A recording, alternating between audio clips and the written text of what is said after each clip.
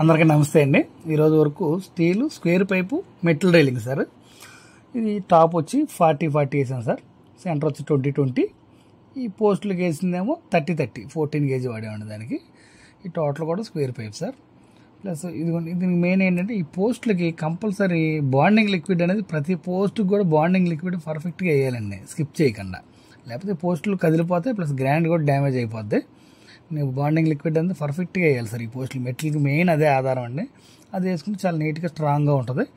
ఈ centre pipe చూసారు, centre పైప్కి కూడా ఇట్లా గొబ్బలేం లేకుండా చక్కగా నీట్గా క్రాస్ తీసి ఈ పార్ట్కి ఈ పార్ట్, ఈ పైన పార్ట్ చూడండి మెలికలాగా ఎట్లా వచ్చిందో 40 టాప్ పార్ట్ వచ్చి ఇట్లా మెలికలాగా కలిపాం. నీట్గా చూడడానికి నీట్గా ఉంటుంది, ఫినిషింగ్ బాగుంటుంది, లుక్ వైజ్ బాగుంటుందండి.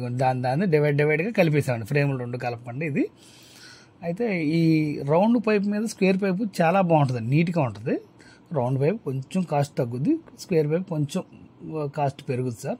కానీ నీట్గా ఉంటుందండి స్క్వేర్. చూడండి ఎంత ఫినిషింగ్ ఉందో. అట్లా 2 స్టేర్కి చేశాను సార్. ఈ మెట్లు వచ్చి 2 స్టేర్ కూడా సేమ్ ఇదే ప్రాసెస్.